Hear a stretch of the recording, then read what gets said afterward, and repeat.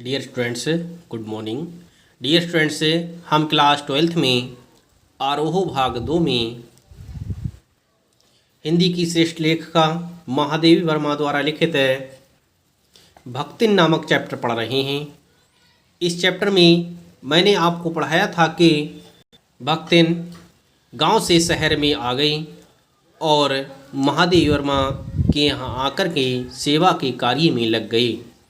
भक्तिन अच्छी है यह कहना कठिन होगा क्योंकि उसमें दुर्गुणों का अभाव नहीं। वह सत्यवादी हरिश्चंद्र नहीं बन सकती, पर नरोवा कुंजरोवा कहने में भी विश्वास नहीं करते। मेरे इधर उधर पड़े पैसे रुपए भंडार घर की किसी मटकी में कैसे अंतर्हित हो जाते हैं, यह रहस्य भी भक्तिन जानती है। पर उस संबंध में किसी के संकेत करते ही वह उसे शास्त्रार्थ के लिए चुनौती दे डालती है, जिसको स्वीकार कर लेना किसी तर्क शिरोमणि के लिए संभव नहीं होता। इस तरह से भक्तिन मेरे घर में हो रहे सभी कार्यों से अच्छी तरह से परिचित हो गई थी। यह उसका अपना घर ठहरा। पैसा रुपया जो इधर उधर पड़ा देखा संभाल करके रख लिया। यह क्या चोरी है? उसके जीवन का परम कर्तव्य मुझे प्रसन्न रखना है।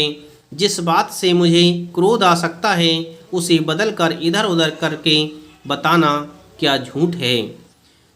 इतनी चोरी और इतना झूठ तो धर्मराज महाराज में भी होगा, नहीं तो वे भगवान जी को कैसे प्रसन्न रख सकते और संसार को कैसे चला सकते। इस तरह से लेखिका कहती हैं कि यदि मेरे घर में कोई सामान अस्त व्यस्त होता था तो उसे संभाल कर रखती थी, और पैसे यदि पड़े मिल जाते थे तो उसे वह संभाल करके रख लेती थी। इसे हम चोरी नहीं कह सकते क्योंकि इतना तो सभी के अंदर हुआ करता है। शास्त्र का प्रश्न भी भक्तिन अपनी सुविधा के अनुसार सुलझा लेती है। मुझे स्त्रियों का सिर घुटाना अच्छा नहीं लगता, अतः मैंने भक्तिन को रोका।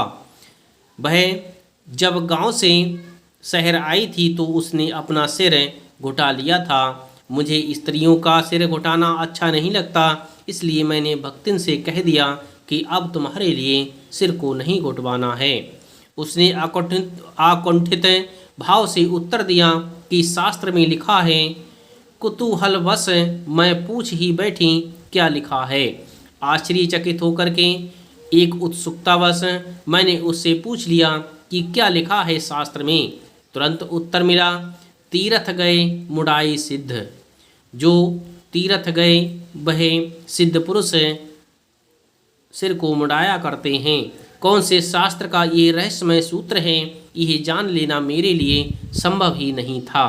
अतः मैं हार कर मौन रही और भक्तिन को का चूड़ा कर्म हर बृहस्पतिवार को एक दरिद्र नापित के गंगा जल से धुले उस्त्री द्वारा यथाविध निष्पन्न होता रहा।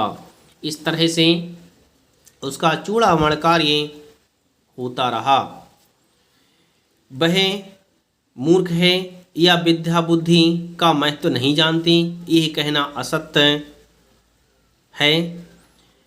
यह कहना असत्य कहना है। अपनी विद्या के अभाव को वह मेरी पढ़ाई लिखाई पर अभिमान करके भर लेती है। एक बार जब मैंने सब काम करने वालों से अंगूठे के निशान के स्थान में हस्ताक्षर लेने का नियम बनाया, तब भक्तिन बड़े कष्ट में पड़ गई, क्योंकि एक तो उससे पढ़ने की मुसीबत नहीं उठाई जा सकती थी, दूसरे सब गाड़ी बन दाइयों के साथ बैठकर पढ़ना उसकी वयोवृद्धता का अपमान था। अतः उसने कहना आरंभ किया, हमारी मालकिन तो रात दिन कितवियन में गड़ी रहती है। कितवियन का अर्थ होता है किताबों में। इस तरह से वह कहा करती थी कि हमारी मालकिन तो हर समय किताबों में ही लगी रहती हैं। अब हमू पढ़ई लागो तो घर गृहस्थी कौन देखी सुनी। यदि हम भी पढ़ने लगें तो घर गृहस्थी को कौन देखेगा। इस तरह से वह कहती थी।